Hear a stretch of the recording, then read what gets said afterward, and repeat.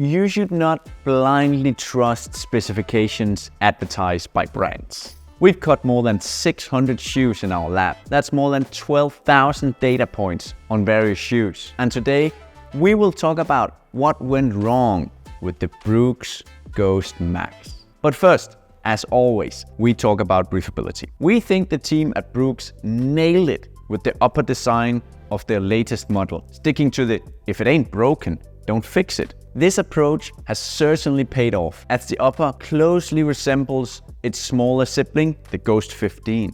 In our tests, it earned the same solid 4 out of 5, showcasing its ability to handle long, hot weather runs with ease. We used a powerful light to pinpoint the most breathable areas of the Max. As expected, the toe box is the winner here, but we were also impressed with the decent airflow through the midfoot. Brooks' strategy for achieving top-notch ventilation involves crafting small holes in the 3D footprint mesh at strategic points. These are more visible under a microscope, but their impact on airflow is noticeable. We were also impressed by the upper's eco-friendly construction.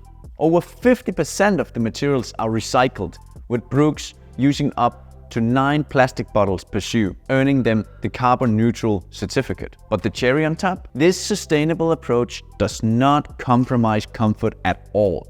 We found the Max really plush and cozy. We often find that shoes emphasizing extreme comfort and ventilation tend to fall short in the durability. And sadly, the Ghost Max is no exception. We put it through our rigorous Dremel test using the standard 5K at 3.2 newtons that we apply to all shoes. The results were disappointing, to say the least. We discovered a big hole, leading us to give it a dismal 1 out of 5 in this test. Luckily, the heel area of the Max proved to be impressively tough, holding up well in our second Dremel test. We're happy to report that it scored a strong 4 out of 5, indicating a performance that surpasses many shoes currently on the market. This resilience in the heel area is a big win, showing that the Max can handle wear and tear in the Achilles area much better than most shoes.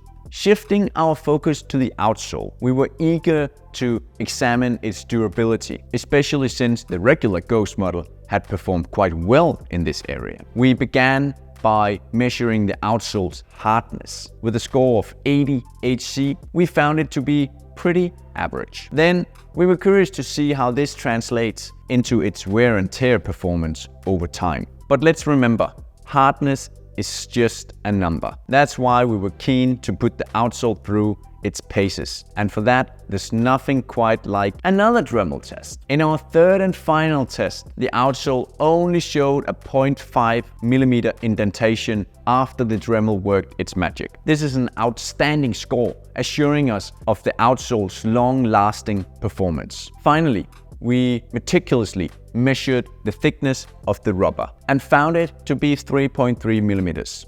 This is pretty typical for most daily trainers, yet this shoe stands out as clearly tougher. That's why it's obvious to all of us in the lab that no matter what surface you run on, the durability of the rubber will be impressive, ensuring that runners can trust it to withstand various terrains like soft trails or gravel roads without wearing them down quickly. Turning our attention to our trusty scale, we discovered that the Max weighs in at a reasonable 10.3 ounces or 291 grams. Honestly, that's not too bad, considering it packs in a lot more foam than the regular Ghost. The half-ounce increase in weight is pretty impressive. In our view, the Max definitely strikes a great balance between added cushioning and maintaining a manageable weight. If this sounds like a lot to you, simply hover over the bars in the chart. We list all the shoes and the weights, and you can easily find shoes that weigh less. We publish the charts for all lab tests, so head over to RunRepeat.com to cherry pick your shoes, because you can. This Ghost earns its name Max thanks to its impressive stack height, sporting a hefty 39.8 millimeters in the heel. This is a maximalist, beefed up Ghost that can easily tackle 20-mile long runs. The forefoot follows suit, reaching a tall 30 millimeters, offering a cushioned ride for both midfoot and especially forefoot strikers. This gives us a 9.5 millimeter heel-to-toe drop, which is a big change from the brand's stated 6 millimeters, and also a shift from the regular Ghost that sits at 12 millimeters. And that is what's wrong with the Brooks Ghost Max. Now, heel drop discrepancies are not so rare, as we wrote in great detail in one of our guides, which you can find on RunRepeat.com. What's worrying is when the differences are significant and they go as high as 168%. There are two takeaways from this. First, our measurements are done according to World Athletics guidelines. They specifically say where the measurement for both the heel stack and the forefoot stack height must be done. And we do exactly that at 12% and 75% of the internal length, respectively. These measurements also have to be taken at the center of the shoe, which is why cutting the shoe in half is a must. We do that as well.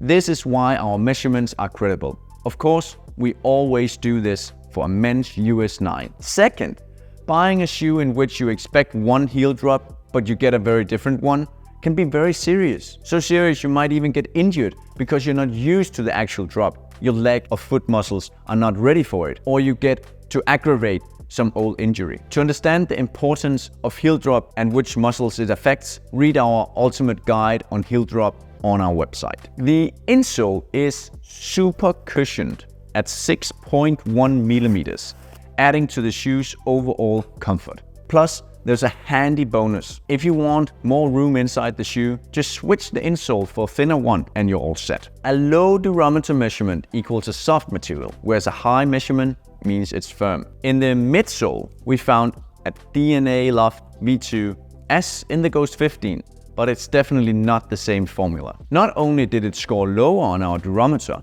13 HA versus 16 HA, but the minimal weight gain in the Max also suggests that the foam is less dense, softer and lighter. And that's exactly how it feels. The ride is more plush, perfect for those who crave a more marshmallow-like ride. So if you're one of those who prefer a softer ride, you'll probably find the Max more enjoyable than the Ghost 15. We ran the same test in cold temperatures to see if the underfoot feel changed after 20 minutes in the freezer. In this case, the shoe turned clearly firmer at almost 20 HA, marking a 50% increase. This is a disappointing result, but not unexpected, given that DNA Loft V2 is based on EVA, which becomes brick in the freezer temperatures, as we explained in our guide about this topic. Pairing 40 millimeters of stack height with super soft foam might not sound great for stability, but Brooks played their cards well. One key feature is the massive rear foot sidewalls that hug the foot and extend throughout the shoe. Thanks to this design, neutral runners will find the ride surprisingly stable for its height. It might even work for those with minor pronation issues. However, don't expect it to match the stability of a regular Ghost. Another trick Brooks uses is the shoe's increased torsional rigidity. While the regular Ghost scores a 3 out of 5, in this test, the Max hits a 4 out of 5. So basically, you're trading some agility for better stability. The Ghost 15 already had a pretty stiff heel counter, which was unexpected since daily trainers usually have softer heels. The Max continues this trend with a 4 out of 5 stiffness. This should be fine for most runners, but those sensitive to stiffer heels, like runners with Haglund's deformity, might want to look into softer, high-stacked options like the Asics Nova Blast 4. The shoe's forefoot dimensions are quite average, with our measurement coming in at 150 millimeters. This makes the Max impressive stability for midfoot and forefoot strikers even more noteworthy.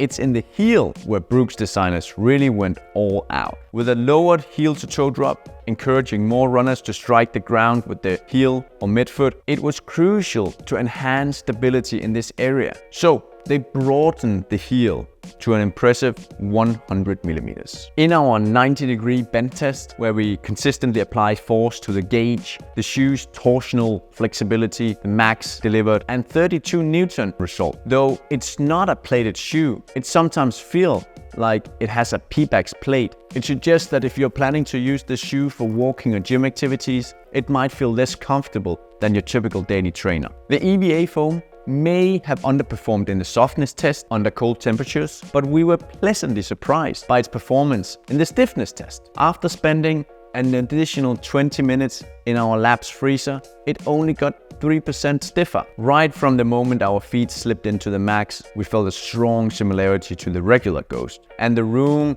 inside seemed pretty average compared to most shoes. To confirm our thoughts, we took our calipers and measured the widest part at 97 millimeters. This is a tried and true approach, aiming to cater to at least 80% of runners. For the remaining 20%, in typical Brooks fashion, they offer the Max in select market, not just in wide, but also in an extra wide 4E.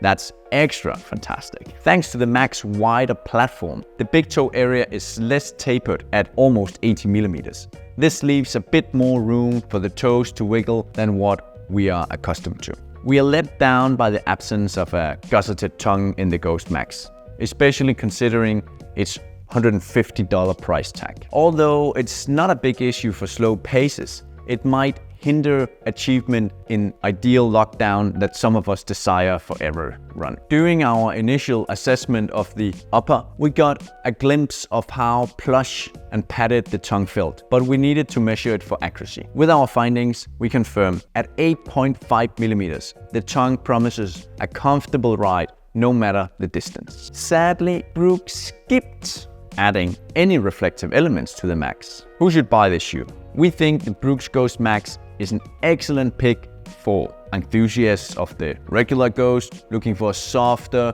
more cushioned alternative for their long runs and easy days, or for runners who love the OG Nike Invincible feel and are searching for a Max Stack plush training shoe, or fans of a maximalist shoes eager to explore options beyond the usual picks like Hoka. And then, who should not buy these? While the Brooks Ghost Max offers a super stacked running experience, its plush midsole doesn't provide the best energy return on the market. For that, we suggest shoes with a PEBA-based foam like the Nike Invincible 3 or the ASICS Super Blast. We also believe that the Max isn't the top choice for those seeking a high quality upper. Although it's quite decent, the tongue isn't attached to both sides and it falls short in durability. Both the Saucony Triumph 21 and the Nike Pegasus 40 addresses these issues while retaining most of Brooks' positive features. So the verdict is that the Brooks Ghost Max is like the regular Ghost, but on steroids, offering a skyscraper high midsole combined with a stable ride, especially for heel strikers. In our tests, we were impressed with its performance on long runs and easy days. And despite its substantial size, it's still surprisingly lightweight. The upper is really comfortable and it's well ventilated, though it falls short in durability and lacks a gusseted tongue. However, these are minor quibbles in what we found to be an excellent, fairly priced maximalist option from Brooks, capable of devouring miles with ease. If you're now questioning the heel drops of your current shoes, and maybe even the ones on your shopping list, head over to RunRepeat.com and apply the filters of your interest. All these filters use our lab data and not the brand's advertised specifications, which is why you are in good hands.